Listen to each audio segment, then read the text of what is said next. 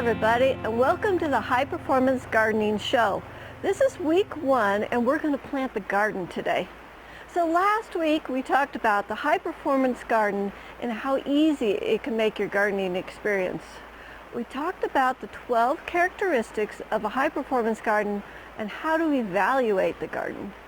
So we have a test on our website if you'd like to see if your garden is a high performance type garden. So you can go to the livingfarm.org/high-performing-garden-test. Yes, it's a long address. We'll put it on the screen. And you can go up there and take the test and see kind of where your garden fits into the whole scheme of high performance. The other thing we talked about in the garden was gardening for nutrition, with 1/3 the garden being leafy greens, 1/3 being color rich, and 1/3 being sulfur rich vegetables. We also talked about growing some vegetables and sharing your vegetables and stories with others, and when you're ready to teach others how to grow amazing produce. And if you're not ready to teach others, just send them my way. We can add them in and they can watch what's going on here. The other thing that we talked about is my new gardening challenge, to grow 10 times the cost of our most comprehensive gardening course, the Abundance Garden course. So this course costs $299, and I'm going to attempt to grow $2,990 worth of produce out of this 128 square feet right here before your eyes. I've never pushed a garden quite this hard before, so it's going to be fun. It'll be a good challenge. So okay, here we go. We're going to start up here and get to planting. Okay, here we are in the garden. Here's our first square that we're going to plant. I got my plan out that I produced last week, and this is going to be the 5 tomatoes and the spinach. So a couple of things that we want to talk about before we actually plant this is start with a plan. Plan your garden from the beginning of the season to the end, because that way you utilize the space the best. To know when to start, you need to know your zone. So if you don't know how to find your zone, go up to our website, thelivingfarm.org, and there's an article, and you need to find your zone, because if you plant too early, you can kill things with frost. So know your zone. We're going to plant a couple different kinds of plants. We're going to do what's called warm weather plants and cool weather plants. A warm weather plant cannot take a frost. A cool weather plant can. So like a tomato is a warm weather plant. Lettuce, spinach, those are cool weather plants. So that's going to be a part of when you know when to plant. This garden right here, right now, we're going to be similar to what a zone 8 would plant. And zone 8 right now can plant warm weather and cool weather plants. So we're going to go ahead and plant the entire garden. We actually live in a zone 4 or 5, but we're going to put the heavy frost blankets over the garden, and I think we can roll with that. And the other thing I want to talk about is the fact that we're in our greenhouse. This is what's called a high tunnel, and in order to be able to film this garden week after week, we have to protect the camera equipment from the rain, because we cannot do this in the rain. And so we chose to come inside our building. This building has a single layer of plastic on it, so it doesn't keep the cold out very well, but it definitely is keeping the rain out. It does add a little heat during the day, so we're going to be able to grow the tomatoes in here. If I were outside right now, there's too much risk of snow, so I couldn't be doing this outside quite yet. But I need to have a longer growing season so that the people in the south can actually grow along with us. So, okay, enough said. We are going to get started. Woohoo! This will be fun. Okay, this first square is going to go to right here. This is our unit, and we're going to put in 5 tomatoes. And I have selected, this is Chef's Choice. This is my yellow tomato. And then I have Estevilla, which is my red tomato. And I'm going to plant 1, 2, 3, 4, and 5 right around here. And throughout the season, you're going to see us grow these plants. They're going to grow a big single stem, and then we're going to start rotating them around in a circle. And the plants will be all twisted, and there will be all tomatoes hanging, and it'll be, 3 feet, no, 2 feet above my head. Awesome. You guys will love it. Okay, but first things first, we have to get the tomatoes in the ground. Now when I go to plant a tomato, I am going to bury the stem. So I'm going to take off some of these leaves. And I'm going to dig me a hole.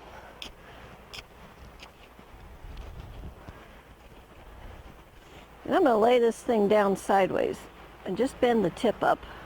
And dig a little further. Now this bed, we've already prepared the soil. And if you need all the details, it's in the gardening course. And it tells you what fertilizers and composts and everything that we use in here. I like to use a fertilizer named Happy Frog. That's the brand that I like. So you guys can go look it up online. Okay, 1 tomato. Here comes 2 tomatoes. Okay, take out these lower leaves. Now, these plants will make roots all the way up this stem, so we don't have to worry about burying it. It just makes our root base a little bit bigger. So lay it down in there sideways, cover it up, just tilt the top up. If you're doing this on a cool day, you want to be very gentle with them because you can snap them and then they break off. So be gentle. Okay, I'm going to put one in over here. And then in the center of this, we're actually going to plant our spinach, which will be nice. So we're going to double crop this bed. So while the tomatoes are taking their time to grow, we will get a crop out of this bed, which will be the spinach. Well, it's raining like crazy outside. I'm glad I'm in the high tunnel today. Like I say, we couldn't do this with the cameras outside in the rain, so this is what gives us the option to be able to do this for you guys.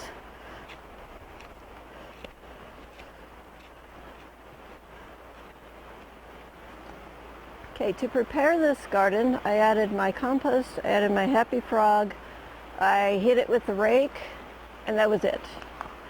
I don't have a rototiller for this garden. We don't need a rototiller for this garden. It's really great. This is probably the only tool you'll see me use the entire season. And that's only because I don't want to wear off my fingernails. So we do just a little bit of digging with the shovel, little trowel. So this garden's already saving you money. You don't need to own a rototiller. A few leaves. In we go. Okay, there's our tomatoes. I'm going to mark, I have tags for the yellow ones so I can remember what I put where. Okay. Now we're going to plant some spinach.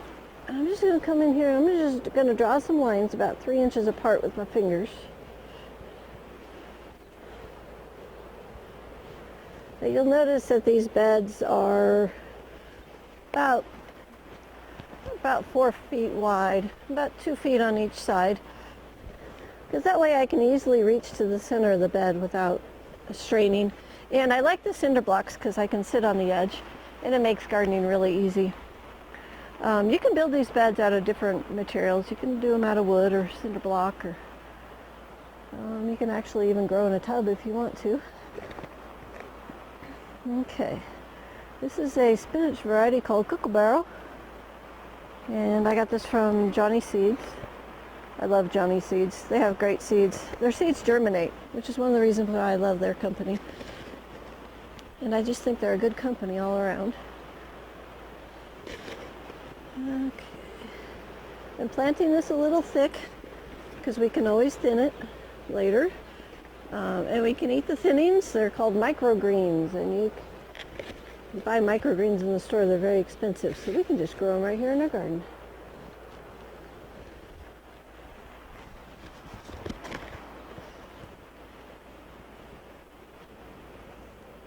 Okay. You don't need a bag of spinach seed quite this big. This is 50,000 seeds, but I'm planting. In our main operation, we grow about 20,000 square feet of grow space. This garden is 128. So I'm putting in a couple beds of spinach every single week, so it takes a lot of seed.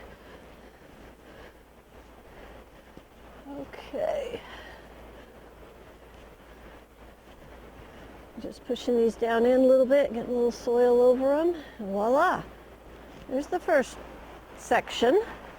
We're going to plant one more section, then we're going to water. So, get my map out here. So we got the tomatoes. The next one is going to be the shigaiku and the cabbage. So you can plant the cabbage by seed. I happen to have some little plants. And I'm going to put in 9. So I'm just going to dig a couple holes. Now the cabbage is going to take a little bit of time to get big enough. Actually, I'm going to move this row back. Whew, erase. Start again.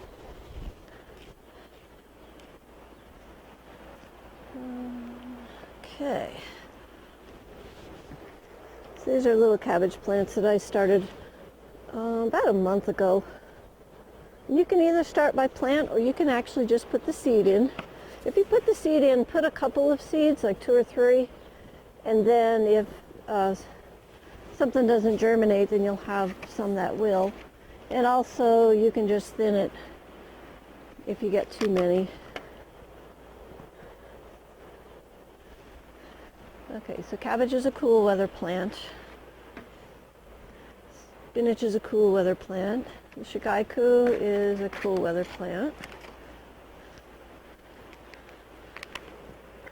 Oop, come on, baby. There we go. Oh, it comes with worms. We have lots of red wiggler earthworms in all of our beds. They are in here doing their job, feeding the plants. Okay, 3 more.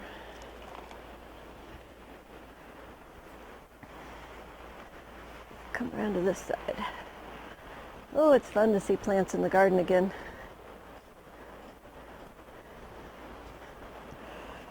Okay.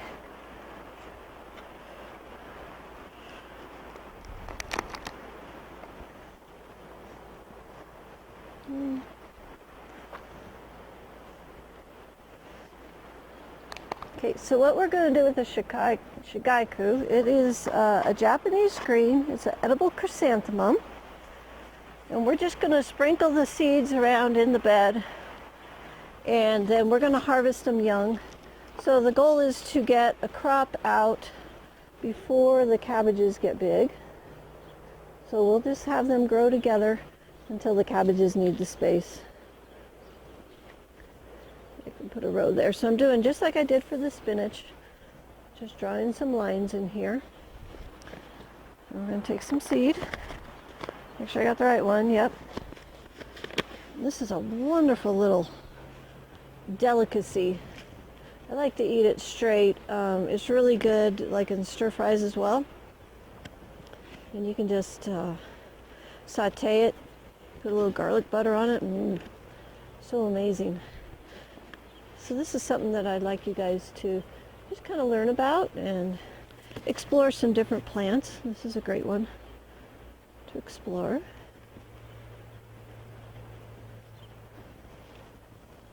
Okay, we'll go do the other side.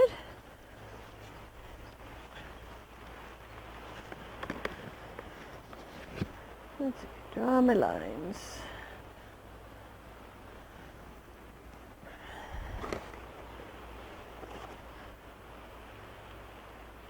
So this we're putting in a little thick, and there again we can start eating the plants when they're little and then continue to eat them and pick off of them until the cabbage gets big enough that it needs all the space.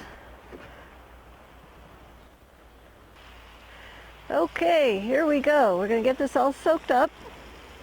You want to, once you transplant your plants, you want to water them within 20-30 minutes, especially the bigger plants. If it's hot and sunny, you might need to even water them sooner. But right now we're just kind of cloudy. So normally I will go ahead and mulch these beds, but it's raining outside and my favorite mulch is lawn clippings. And I can't get them right now. So we will get those on next week. It'll be okay for a week. What I love about the mulch, it does a couple different things. One, it helps hold the water in so it doesn't take as much water. And 2, it feeds the microbes that feed our plants. And 3, my favorite, it suppresses the weeds. Okay, there's that one. And next we're going to go down and plant the other end. Okay, now we're going to plant these two sections of the garden. So what I have planned is this is going to be cucumbers and carrots, and over here spinach and zucchini. So we're going to get started right here with the cucumbers. And I brought out seeds today, and these are the Tasty Green Hybrid number 26. They are, man, the best tasting cucumbers ever. So I know you can find some online, so start there. And we are going to put in 4 hills. So what I'm going to do is just dig a little dent. I'm going to put in 4 seeds, and then we're going to save the best plants out of each one. Okay, there's 4 there. And 4 there. Okay, doesn't take long to plant those. We won't see those for a few weeks because it's a little cool. Okay, carrots. We're going to go to the other side. And I'm going to draw some lines, about the same spacing, about 3 inches apart.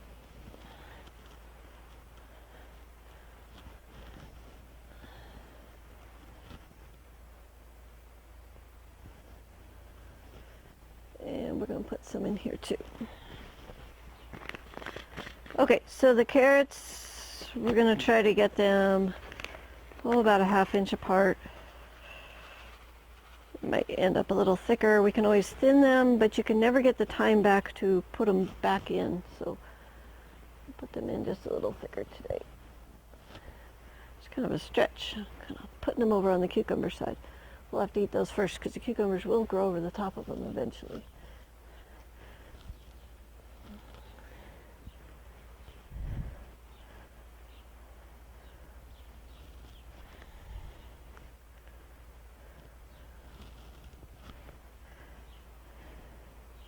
These are Nanty type carrot. I find the Nantys to be the best tasting type of carrot. There's several different varieties within the Nanty types. I find the Danvers to be a bit bitter, so I don't grow Danvers. So if you want a really good tasting carrot, grow a Nanty type. You should be able to find seed for those pretty easy. Okay.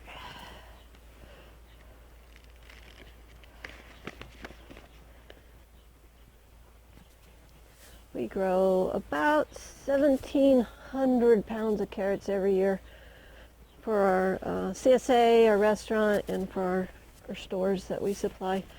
So we go through a lot of carrot seed. Okay, I'm just going to kind of mark that so I can eyeball where to start the spinach. Okay, that one's planted. We got carrots and cucumbers.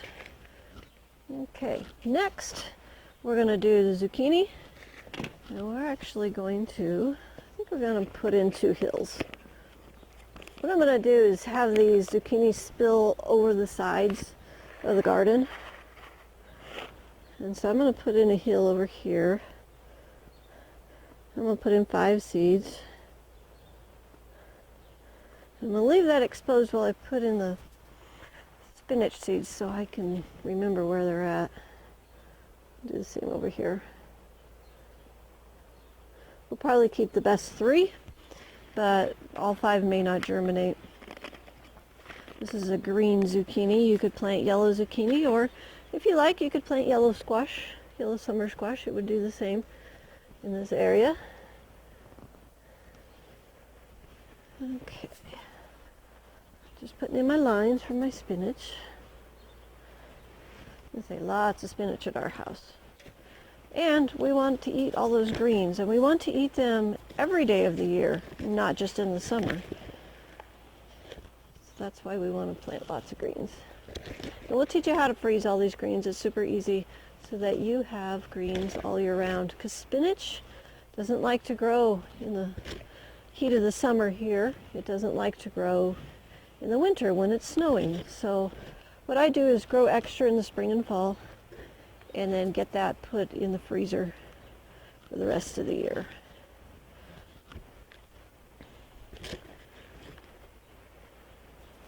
Okay, nice and thick right now. We can always thin it. Can never get the time back if we don't put the seed in and it doesn't germinate, which does happen sometimes, you know. Sometimes we end up replanting. Our garden won't be perfect, but it'll produce enough. Okay, spinach seeds. All right, there we are. Now I can cover everything up. Zucchinis. We'll see you in a few weeks.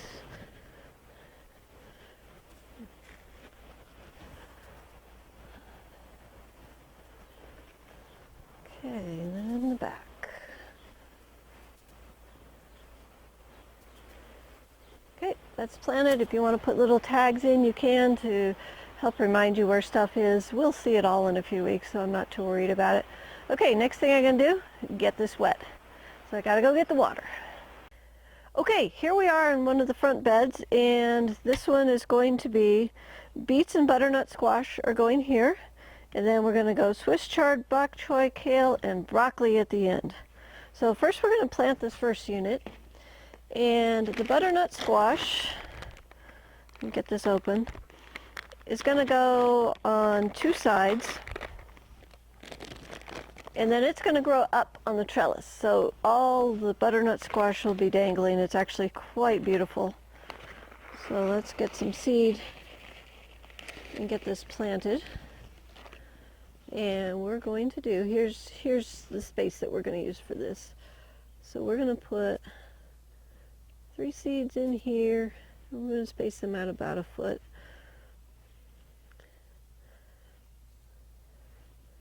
Actually, I think I'm going to leave those on the surface just so I can see them, so I can get the beets in. And then we're going to have them on this side as well. We grew over 100 pounds of squash last year, just in this much space. It was pretty amazing. So my expectations are high. Okay, there's my squash seeds. The rest of these will end up out in my outdoor garden later in the year. Okay, now beets. Beets we can eat a couple different ways. We can actually eat the beets. We can eat the leaves. We can eat small beets. We can eat big beets. You can harvest your beets pretty much any time you want to. So we're going to put them in kind of thick. And we'll start out by eating the leaves first. And then we are going to eat the beets. And then when the butternut squash takes over the entire square, we'll just harvest everything and eat what's left over. So this is multiple planting in the same bed. The squash is a warm season plant, and the beets are a cool season plant. Okay, now these knobby little seeds, I don't know if you've ever seen them before, but they have multiple seeds hooked together. That's why they're so lumpy. And so we're going to put these in just a little thinner than we did like the spinach, which were single seed. These are more like a seed pod, I guess you would call them. I'll get these in here. And then we'll keep thinning them so that we get bigger and bigger beets, like I say, until the squash kind of runs them over. But we'll have some good eats before then.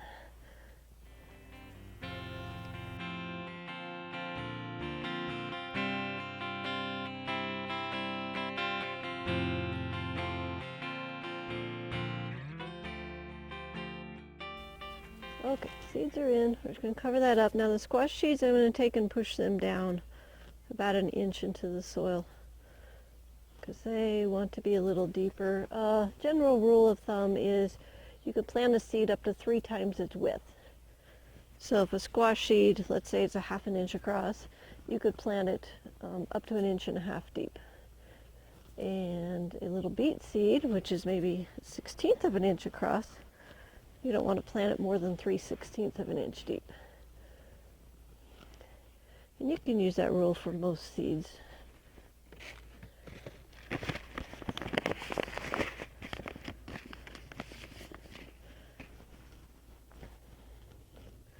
Okay, there we are. Oops, get my seeds down in there. Squash and beets. Yum. They actually be great cooked together. Okay, next. Follow my chart. Swiss chard.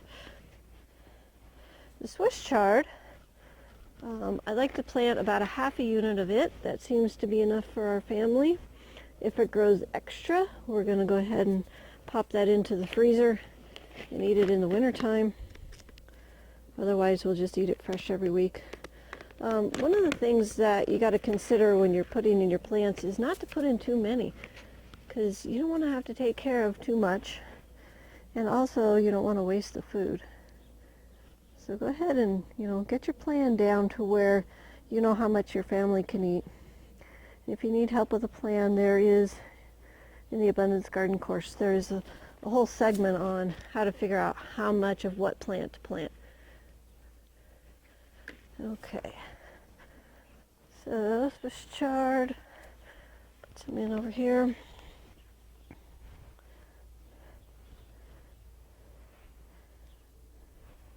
This is rainbow chard, so we'll have all colors of stems, so it's really pretty. Garden should be pretty too. Okay, there's the Swiss chard. And put some in here.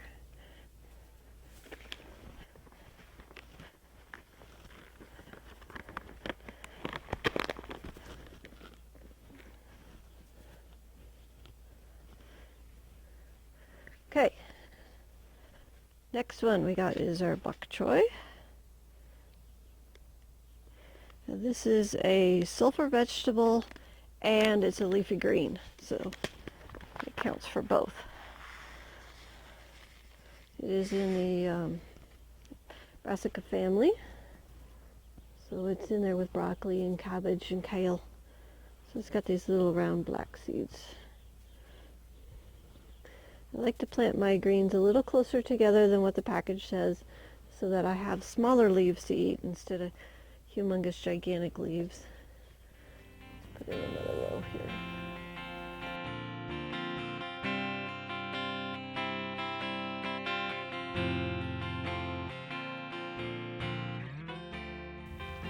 This is also another favorite breakfast food. Breakfast of champions, right? Bok choy. Everybody should eat bok choy for breakfast. It's especially good if the leaves are little, tiny, and juicy. Okay, bok choy. Where's the bag? Here it is.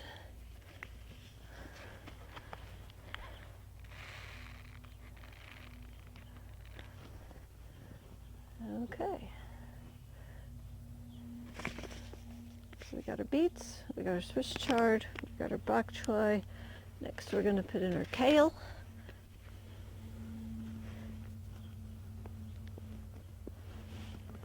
And I think I'll put in 4 rows of kale, and then we'll have our broccoli at the end.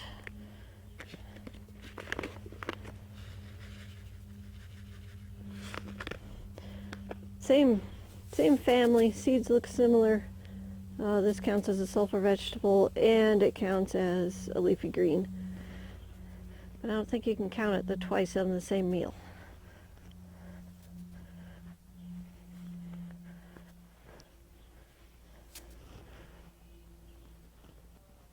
Okay, this last section is going to be broccoli. I have 6 broccoli plants that I started about a month ago. Now you can put these in by seed, or you can plant the plants.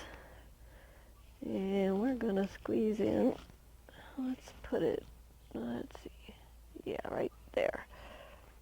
Trying to think about where my kale is. Okay.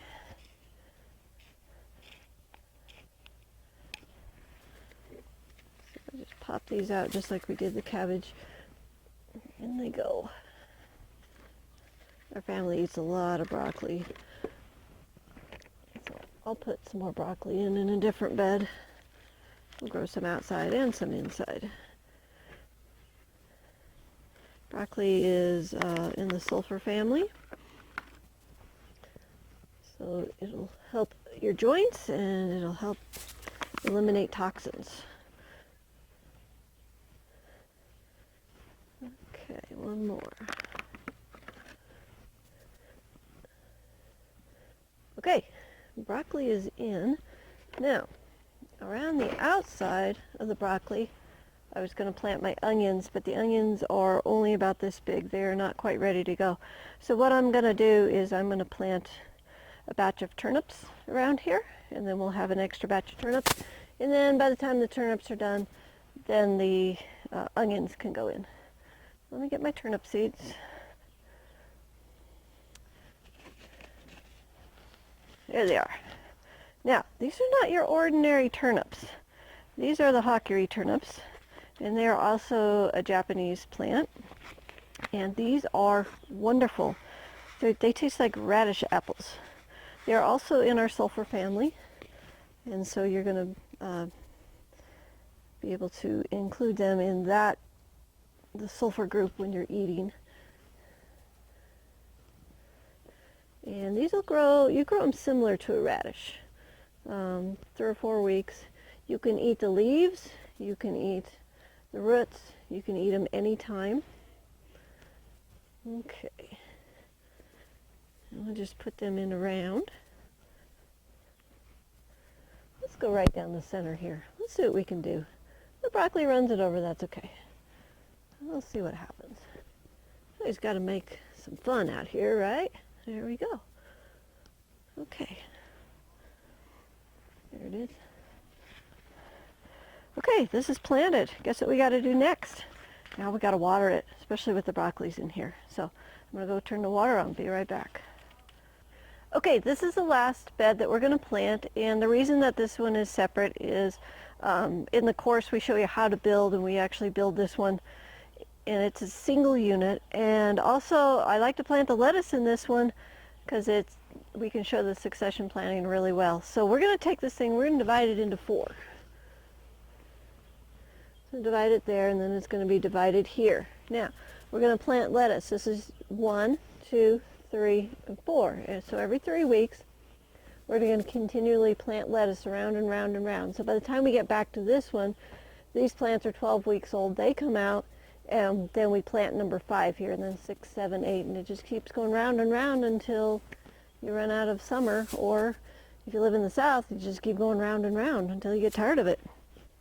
So the goal here is to have 1 to 2 pounds of lettuce every week, not 30 pounds of lettuce in 1 week and none the rest of the season, which is typically what happens to most people. So what we're going to do here is we're actually going to plant this one into plants, because you can start your succession with plants. So these plants that I have are about, they're right here. They are 3 to 4 weeks old. And what I'm going to do is put in, usually takes about 36 plants to do this. They're going to be about 3 or 4 inches apart. So you could start these in your house, 4 weeks ahead of your garden, and then you would be ready to plant these. And then the next square, we're going to plant seeds so that they're 3 or 4 weeks behind these. And what that does is that starts our first succession rotation, and it gives us lettuce sooner. So I have, this is green lettuce, this is Tropicana. Ugh, worms. They're not my favorite thing. I do respect them, but ooh, they give me the willies. Okay, you guys go over there. Okay, and then I have, this is called Arrowhead. This comes from Seed Savers Exchange. I love that company too. They are a great company. They are working on preserving all of our different seed varieties so that future generations actually will have access to these seeds. And I think that is so awesome. And they also have a seed library where you can get some old heritage seeds and stuff from them as well. So great company, Seed Saver Exchange. Look them up on the internet. You'll be glad you did. And then go buy a few seeds from them. This one is Arrowhead. Okay. And then the last one I have in here, and this guy's, his name is Firecracker. I've been getting the seeds from Johnny's for over a decade, and this is the first year that they don't have any. So what I'm going to have to do is grow these out and save some seed if I want to grow this variety again. So I'll put that in a different garden. We'll get some seed. But this one's beautiful, just the deepest red you'll ever see when these grow up. And I like to eat colorful foods. That's one of our things, is to eat color. And I believe that this red lettuce is one of the wonderful color vegetables that we can eat. And it's a leafy green. Okay, there's our planted ones. Now, the next thing we want to do is put in seed. So that's section 1. This is section 2, and I'm going to stripe it just like we have been, about every 3 inches apart. And I'm going to put in some seed, different colors. You can buy just like a mixed packet of seed. Now, one of the things that people do is they'll put in like the whole packet of seed. We're again aiming for about 36 plants. So I'm just going to drop a couple seeds every 3 or 4 inches, and then we'll go back and thin that a little bit. But we're not needing to fill up the whole row or use the entire bag of seed. This bag will last us a really long time.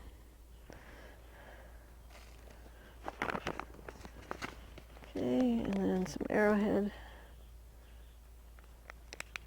I'm going to cover these up so I can remember where I'm at. So just a few seeds every 3 inches, because we are going to thin these. And we don't need to plant the entire row. Okay.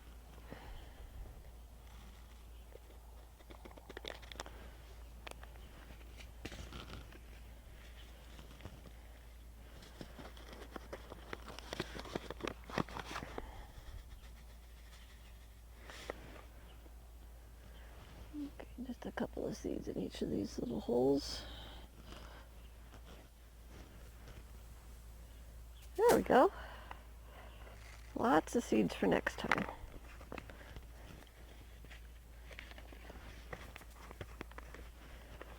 Just cover those up.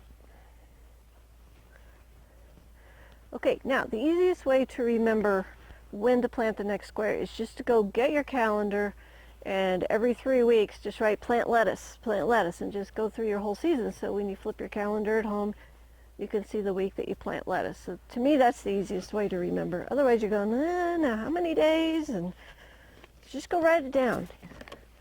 Okay, now it's going to take us quite a bit of time to get over here. So we got probably, let's see, 6 weeks before we're over here. So what I'm going to do is throw in a few turnips seeds. And we'll take the turnips out when the lettuce is ready to go in. But we can eat these at any stage. We can eat the little plants. We can eat them with the roots, with the little turnips on the roots, so it doesn't really matter. So we're going to go ahead and plant this square up and know that we're going to pull it out whenever the lettuce asks for it. So it just gives us a little extra crop here. I'm not going to do that square there because it's only 3 weeks and these won't be big enough.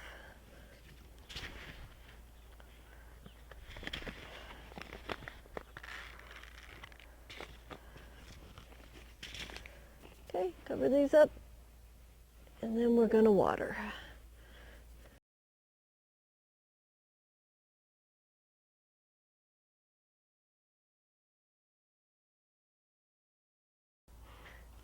Okay, we have planted the garden, and now I'll just maintain it throughout the week. I'll show you everything I do next week. We'll take a look at it. So I want to talk about a couple different things. One of the questions that I get is, why do most backyard gardens fail? Well, there's 2 main reasons for this. One is the soil type, and the other is the amount of weed seeds that are actually in the native soil. So what makes a vegetable plant grow best? What type of soil does a vegetable plant like? Well, actually, there's 3 different kinds of soils. There's clay soil, there's sandy soil, and then there's loam soil. So a lot of times what happens is the contractor comes in, he's going to build your house, he digs out the basement, he digs up the subsoil and puts that on top of any possible good topsoil that you may have. So there's strike one against your garden. The second thing is that there's usually not enough organic matter in the soil. So the plants like a soil that's a sandy loam with a lot of organic matter. So if we're looking at a sandy loam, we're looking at something more like this. It's sandy, it's crumbly, it's got a lot of organic matter in it. And we actually make this soil from scratch for our gardens. Now, this is our native soil. It's clunky, it's sticky. The plants actually really hate it. So if you're growing your plants in an environment that they don't like, they're not going to perform, to their highest level. So what you want to do is get the plant roots into a soil that they like. So you want to go with a sandy loam with high organic matter. So how do we get organic matter into our soils? There's a gal that she comes around every year, and she has been buying amendments for 30 years, and her soil is still sticky clay. So our idea is, instead of trying to fix this, which is, even after 30 years she hasn't got it fixed, is to just skip the native soil. We go into a raised bed, any kind of container. So you could have a tub, you could have wood sides, whatever it is. I like the cinder blocks because I can build them on my own. I'm not that good with tools, so these just stack up like Legos, which is great. So we skipped the amending the clay soil, and we put all the amendments in the bed. And so this way we have everything that the plant needs is right here. It's ready, year one. We can go with it today. The other thing that happens is, in your native soil where the weeds have gone to seed before, you have what's called a weed seed bank. So you have weed seeds in here just waiting for you to amend the soil with good compost and water it, and then up come the weeds. And if you're not taking the weeds out before they go to seed, you create generation after generation of weed seeds in your soils. So what we do when we start with the amendments just in the bed is there's usually no weed seeds at all. So we're starting with a clean, fresh slate. And if we never let the weeds go to seed here, then we can keep the weeds down to a bare minimum. So that's how you solve the soil problem and the weed problem. So talking about soil leads us to the question of the week. I have gotten this question about 6 times this week, so I know it's time to talk about it. And the question is, where do I get compost? So if you can't find a local source of compost, then check out the U.S. Composting Council at compostingcouncil.org. So this is an organization that composters can join to help them sell their compost. And all the compost is tested before they can even list it on the site. So they have pretty good compost. So they have what's called a compost finder, where you can put in your location and they'll help you find the composters in your area that have the good compost. And after some study, I found a product called Eco Compost. It's organic. It's listed with the U.S. Compost Council, and most of the big box stores carry it. So that's another one to look for. It's spelled EKO, Eco Compost. So that's another option. A couple of things not to buy. You need to be very careful about what you're putting in your gardens, because what goes in your gardens goes in your body eventually. So you want to read the labels, and you don't want to compromise on quality. So don't buy anything that says mulch, steer manure, cow manure, or any manure at all. It's all too hot. The plants are not ready for that. No sheep and peat, no topsoil, no garden soil, no brand name garden soil, especially the ones that say they're going to feed your garden for 3 months. That means they have a time-release fertilizer in it, and none of these are compost, so you don't want to buy any of those. So the best way to get compost is to make your own, or to start raising worms. Worm castings are great too. It's really super easy, and in the Abundance Garden course we actually show you how to make compost and how to grow the worms. So if you're not able to make your own compost fast enough, you can't find any organic compost, the other option is to buy worm castings. I feel most worm castings are very safe for your garden. So if you can't do that, there's a product called Wiggle Worm. You can get it online. And it's a little more expensive, but go ahead and get some worm castings and that'll work. All season, I'm going to let you know each week what you can plant in your garden, because I want you to know that you can garden most of the year, even if it's just a pot of lettuce on the patio. You don't have to start just in the spring. For some of you, you can grow outdoors all year long. For the more northern gardens, you'll have a longer season than you actually realize. So what I want you to do today is to find out what your growing zone is. If you don't know, then go to our website. There's an article and you can find out your growing zone and why this is important to your gardening success. So here's what you can grow in your zone this week. We'll cover the top 30 vegetables.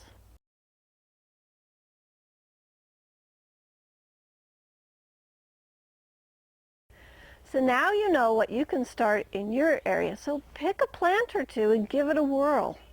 And if you would like more education, we have four options for you today. We have the High Performance Garden Community, which is totally free. Just sign up online and we teach you some more gardening skills. We have the High Performance Garden ebook. The ebook has all of the 12 characteristics and it goes into a little more depth into each characteristic, what you're looking for, kind of how to put it all together. The leafy greens course, if you don't have 128 square feet, and this is about the size of 3 king-size beds, so it's not a whole lot of space, but if you don't have that space, let's say you're in an apartment or something, go for the leafy greens course. What it does is it grows you in containers. You still get the awesome soil. You get lots of leafy greens. We just skip the sulfur vegetables and the color vegetables. And if you want it all, jump into the Abundance Garden course, because this is where we teach everything in detail. We deep dive into everything we've learned here, the building the beds, the soil, the plants, how to trellis them, cover them, protect them from bugs, how to feed them all season. If you really are serious about gardening, the Abundance Garden course is where you need to go. So one of the things that I would like to ask of you is to learn to grow some food. Pick something, pick a pot, pick a garden, grow something. And then I want you to share your experiences with other people. Start talking about gardening and get them excited about it. And then I want you to share some of this food with them, because once you start growing in a high performance garden, the intensity of flavor is so amazing. And a lot of people have not gotten to taste things like that. So share your food.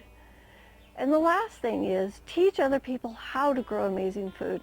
And if you're not ready to teach them because you're still feeling like a beginner, hook them up with a show here or get them into the High Performance Garden Community, and I can teach them for you until you're ready. So until next week, may your garden be easy, fun, productive, and always organic.